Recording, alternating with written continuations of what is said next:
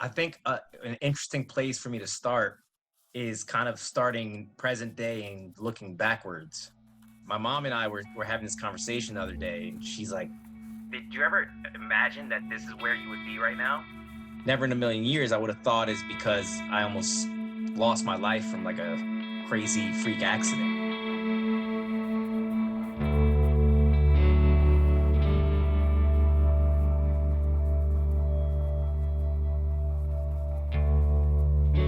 I was on location shooting this independent film where I played a shaman.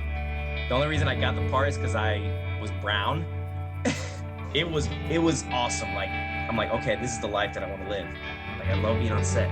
I don't care if we're there 25 hours. I love watching the process. I love being in the process.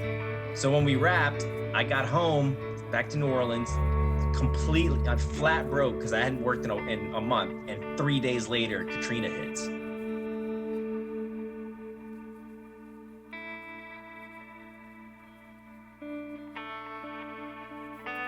Right before I was doing that little film, I was a crazy party animal. I had 2 DUIs. If I would have stayed there and Katrina would have never happened, I probably would have been dead. Like no joke. My parents think that. My friends think that. I like to think that I went through a lot, like, and like I lost my house, Katrina, and I came out with all that stuff to share. But once I got out here, I didn't grow. I didn't take classes. I didn't learn anything new. Like all my experiences were partying and drinking, and my confidence was awful. Like I was basically like a shell of myself walking around every day.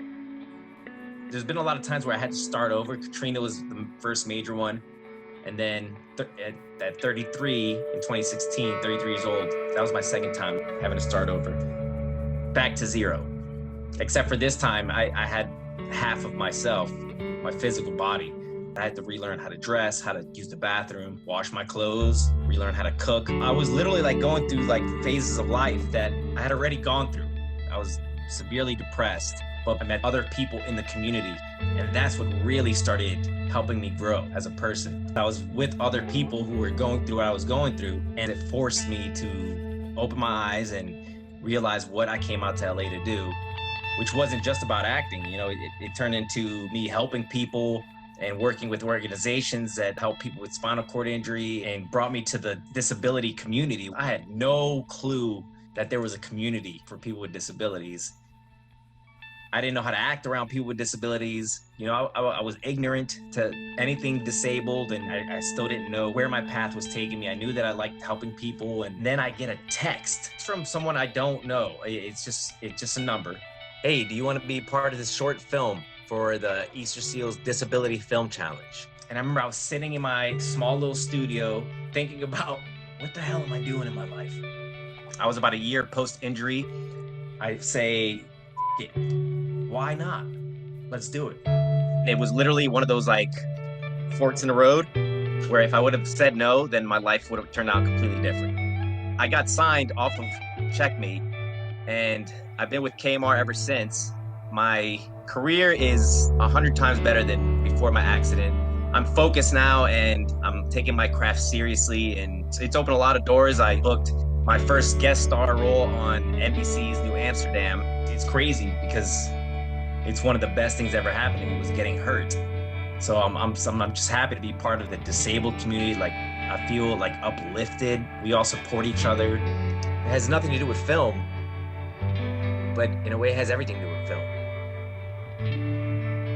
Now I look at my life like a series of small adventures. And from that adventure, I learn something, and it builds me up and makes me ready and prepared for the next experience. So I'm not as scared, but I'm ready.